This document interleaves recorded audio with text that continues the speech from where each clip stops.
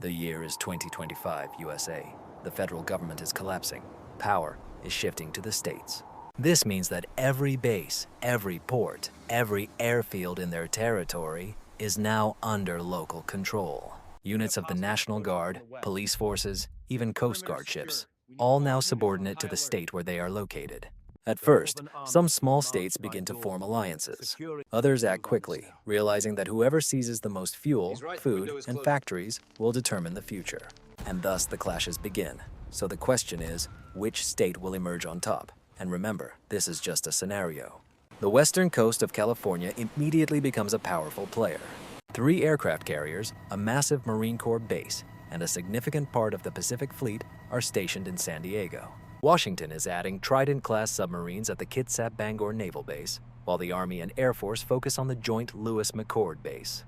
Oregon provides airfields and guard brigades. Together, the coast inherits high technology, large ports, and tens of thousands of active military personnel. But there is one catch: oil. The California Navy seems invincible until you remember the fuel. Texas produces 10 times more oil. Without imports, California's aircraft carriers and fighters will quickly run out of fuel. The South, on the other hand, is swimming in fuel. Only in Texas is the largest National Guard in the country, about 20,000 people, plus 2 heavy Army divisions at Fort Hood and Fort Bliss. Dyess Air Force Base provides them with B-1 bombers, long-range strike aircraft capable of reaching continents. Add Oklahoma, Louisiana, Georgia, Florida, the Carolinas, and Virginia, and soon the South controls the largest naval base in the world in Norfolk, the 2nd Marine Division at Camp Lejeune, and oil refineries in the Gulf of Mexico that supply jets and tanks. On paper, the Southern Coalition looks unstoppable. The middle of the country starts with fewer resources but possesses critically important assets. Whiteman Air Force Base in Missouri operates B-2 bombers. Lima, Ohio supports the production of Abrams tanks, while Detroit is retooling for the production of trucks, armored vehicles, and components. Most importantly, this region feeds the rest of the country. Iowa, Kansas, Illinois, and Nebraska control the American corn and wheat supply. The heartland may not start with the largest army, but it can feed it endlessly. The Northeast also possesses important resources. The 10th Mountain Division and strike drones are stationed in New York. The Vermont Guard operates F-35 fighters. Connecticut hosts a submarine base in Groton. However, the region has almost no oil, few agricultural lands, and no capacity to sustain a prolonged war. Their only hope is to form alliances or defend their cities with perseverance. As for small states like Wyoming, despite their size, Delaware and Rhode Island, they risk being swallowed up in a matter of days. During the first week, the country simplifies into 4 megablocks: the Federation of the West Coast, California, Oregon, Washington, joined by Nevada, Colorado, and New Mexico. They realize they need each other to hold the Pacific Ocean and resist the power of Texas. The Southern Coalition, consisting of Texas, unites Oklahoma, Arkansas, Louisiana, Mississippi, Alabama, Georgia, Florida, the Carolinas, and Virginia. The Midwestern Union, including Illinois, Ohio, Michigan, Indiana, Wisconsin, Minnesota, Iowa, Kansas, Nebraska, and the Dakotas, vowed to protect the country's provider together. And finally, the Northeast Alliance, which includes New England, New York, New Jersey, and Pennsylvania, clings to survival along the I-95 corridor, but not everyone copes. By the end of the first week, the South captures Maryland and Washington, D.C. Delaware quickly falls under control. The Mason-Dixon line once again becomes the front line. The first major clashes begin in a few weeks. In the Great Plains, Kansas becomes the American Kursk. Texas armored divisions advance north along the I-35 corridor, capturing Wichita. Defenders of the Midwest retreat to Kansas City, blowing up bridges and using the Missouri River as a shield. Weeks of tank battles rage until the front halts in the suburbs of Kansas City. Meanwhile, California deploys Marines across the Colorado River into Arizona. They capture the Hoover Dam, but it is not connected to Texas's power grid, so the South continues its advance while California loses resources holding the desert. Texas armored vehicles break out from Fort Bliss and confront them near Albuquerque. Urban battles around the Kirtland Air Force Base turn into a true nightmare.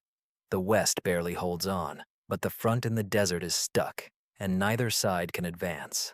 In the Rocky Mountains, Texas moves towards eastern Colorado, targeting the Suncor oil complex near Denver. At first, they traverse the plains, but as they ascend to Colorado Springs, the mountain passes become deadly traps. The Alpine troops of the Western Allies set ambushes on convoys in the narrow canyons. The Rocky Mountains become a fortress that the South cannot capture. On the East Coast, the South advances along I-95. Ahead are the 82nd Airborne and Marine Corps. Philadelphia is under heavy artillery fire. The suburbs are burning. The naval forces from the Atlantic, including the U.S. fleets and the Second Fleet, are strengthening the blockade of New York Harbor. Meanwhile, the Northeast is digging in for defense. The Pennsylvania Guard and local militias are turning Philadelphia into a fortress. The South reaches the outskirts, but the city refuses to fall. By the third month, the struggle is no longer about who has more tanks. The question is, who can keep them operational? The South controls about half of the U.S. oil reserves. Its refineries fully power the southern tanks and planes. The West and Northeast are saving every drop.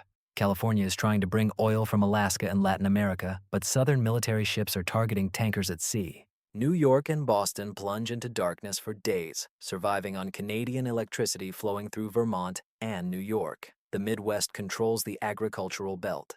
Iowa, Illinois, and Nebraska stockpile corn and wheat, halting shipments to the South as shortages begin to be felt. Meanwhile, the West strikes a deal, sending high-tech drones and electronics in exchange for grain shipped north by railroad from the Midwest. This quiet collaboration supports both blocs. Industry pushes the map further. In the Midwest, Detroit switches to truck and armor kit production, while Lima, Ohio continues tank manufacturing. In the West, Silicon Valley becomes a hub for drones and cyber warfare. The southern states produce ships and airplanes as well as manage large chip manufacturing plants in Texas. But the most advanced technologies still come from Oregon and Arizona. Spare parts for airplanes are lacking everywhere, so all sides begin to dismantle old planes and electronics to keep the others operational. Ultimately, the South relies on numbers, while the North depends on technology. At the peak of its power, the South controls 2/3 of America. New York is under siege, Kansas City is lost, and their tanks are advancing on St. Louis. But as they grow, their lines become thinner. Convoys are attacked in Missouri. Partisans blow up warehouses in Kentucky. The offensive halts. The West shifts to rapid mobile attacks. Instead of crossing the border with Mexico at Baja while remaining neutral, the Marines use helicopters and planes to leap over the Colorado River, seizing crossings near Yuma and Parker before advancing on Phoenix from the west. At the same time, mountain troops advance through Utah and New Mexico, pushing the South back. At the peak of their advance, the West Coast forces reach Oklahoma City and El Paso, threatening Dallas itself. But their supply lines stretch too far across deserts and mountains. The offensive comes to a standstill. The Midwest begins a counterattack. They reclaim Kansas, storm St. Louis, and even capture Louisville, Kentucky. For the first time, the South loses significant territory. The morale of the Midwest is rapidly rising, but they lack the strength for deeper advancement. The Northeast, long-suffering defeats, finally strikes back. With the Southern forces overwhelmed, they counterattack from New Jersey. Philadelphia is liberated block by block. This is a significant boost in morale, but the offensive stalls in Maryland. After many years of protracted war, two possible scenarios for the end of the conflict emerge. The first, and most likely, is the victory of the South. Even when exhausted, the South still controls the oil, refineries, and population. The alliance of the West and the Midwest is cracking under pressure.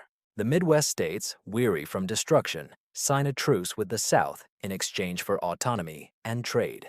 California finds itself isolated, cut off from food and fuel. The South concentrates its armies, breaking through the desert into Los Angeles and the Central Valley. As soon as California falls, the rest of the West surrenders. The Northeast, exhausted by the blockade, soon collapses as well. The South dictates terms and creates a new union in its image. However, there is an alternative. If the West, the Midwest, and the Northeast can unite under one command, they can still win. Imagine an attack from 3 fronts. The Midwest is advancing tanks through Tennessee. The Marine Corps from the West Coast is attacking Texas from the west, and troops from the Northeast are holding Southern forces on the Atlantic. At the same time, special units are striking oil refineries in the Gulf of Mexico. If Houston and Baton Rouge ignite in flames, the South will be without fuel. Their armies, stretched across the Appalachian Plains, come to a halt. Surrounded and cut off, the southern strongholds from Atlanta to Dallas fall one by one. The old United States no longer exists. In their place are scorched cities, ruined lands, and a coalition standing over the remnants. Victory does not look like a parade. It looks like ration cards, power outages, and guerrilla uprisings. The real decisive factor is not tanks or vehicles.